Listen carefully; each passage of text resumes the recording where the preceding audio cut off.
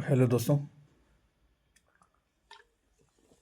आज जो है हम बात करेंगे आपसे इंपोर्ट एक्सपोर्ट के बारे में।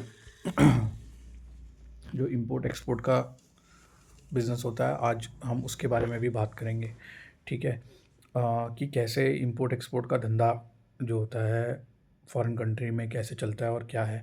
दोस्तों देखो, इंपोर्ट एक्सपोर्ट का क्या है ना, इंडिया के जो एक्सपोर्ट स्टैंडर्ड्स हैं और इंपोर्ट स्टैंडर्ड्स हैं वो आपको बहुत अच्छे से एचएस कोड के साथ समझने चाहिए। एग्रीकल्चर के धंधे कैसे होते हैं, एग्रीकल्चर में क्या क्या प्रोडक्ट्स होते हैं, चावल, मसाले, स्पाइसेस। ठीक है।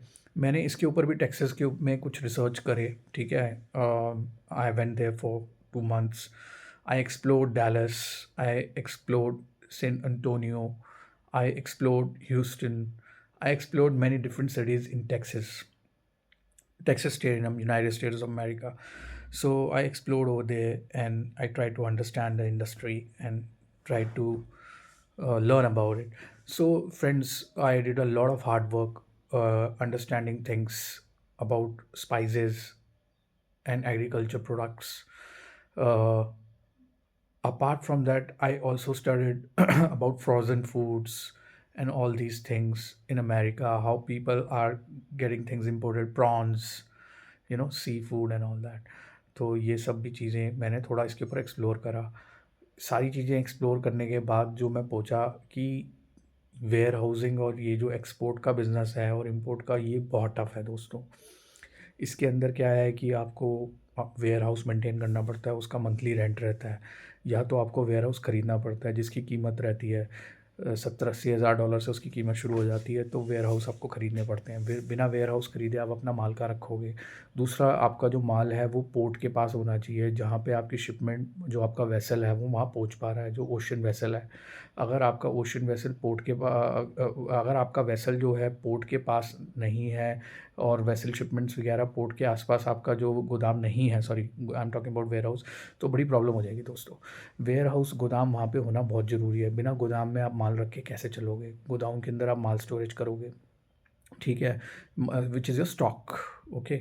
So what people do is they make a company, they get a import export license, they make one company in India, they make another company in America, and they try to, like, if they're siblings or their friends, they do from a different company, they do it, another family and then another family, like that they do it, and then they start the export import business. And when I'm in America, I will be importing under my license, and when you'll be in India, you will be exporting. It is like that.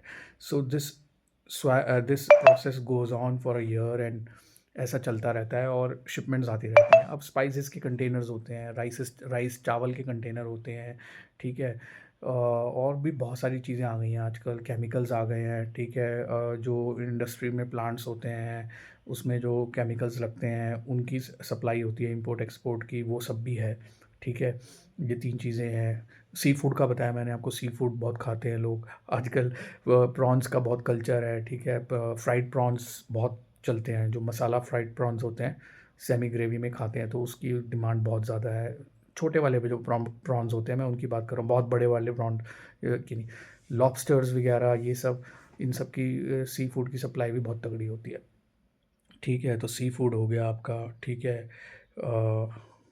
Meet products भी होते हैं, chicken, red meat, ये सब चीज़ें होती हैं दोस्तों। Fish भी होती है।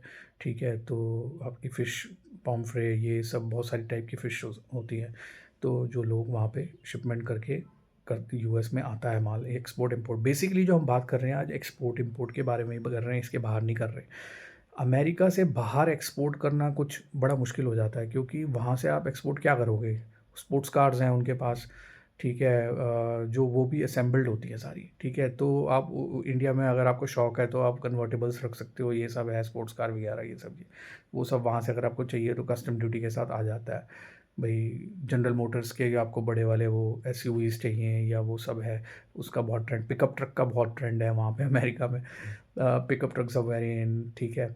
और इसके अलावा और क्या, और तो कुछ है नहीं। ये यहीं से, इंडिया से ही हमारा एग्रीकल्चर और ये सब केमिकल, सी फूड, जो इंडस्ट्रीज़ में लगते हैं, अलग अलग तरीके से ना, अलग अलग चीज़ों की सप्लाई रहती है। तो डिपेंडिंग अपॉन द मटेरियल। और सबसे बड़ी बात जो इसमें दोस्तों, इसमें आपके इसमें ये काम मुश्किल इसलिए हो जाता है क्योंकि इसमें गोदाम खरीदो या किराया दो, उसका रेंट एक्सपेंडिचर, या ये करो, ठीक है, या फिर इसके अलावा आपको वहाँ से अपने ऑफिस एक्सपेंडिचर मेंटेन करने पड़ेंगे। चलो ऑफिस आप ब्रेक डाउन भी करोगे, फिर आपको लॉजिस्टिक भी करना है, फिर आपको वहाँ पे लोकल सप्लाई चेन मैनेजमेंट धंधा बन जाता है वो, फिर आपको रिटेल में सप्लाई करनी है, ये सब सेटअप करने में बहुत टाइम लगता है। इसमें भी काफ़ी पैसा चाहिए दोस्तों। इसमें आपकी कॉस्ट जो है वो आएगी शिपमेंट में गुड्स के ऊपर, जो आपका माल है जो आप गोदाम में रखते हो हर महीने वो, ठीक है। उसके अलावा जो लॉजिस्टिक्स है, फिर उसके बाद आपकी लॉजिस्टिक यानी कि जो आप लोकल सप्लाई करते हो, फ्यूल डलाते हो, आपका जो लोकल लॉजिस्टिक छोटा रहेगा, जो सप्लाई चेन मैनेजमेंट करेगा बाकी रिटेल स्टोर्स पे जाके या मार्केट में, होटल इंडस्ट्री में या कहीं पे भी, तो उसकी supply, food supply chain management business बन जाता है ये, वेज और नॉन वेज। इस तरीके से ये चीज़ें जो हैं चलती हैं। इसमें फ्रूट्स भी होते हैं, ये सब भी चीज़ें हैं।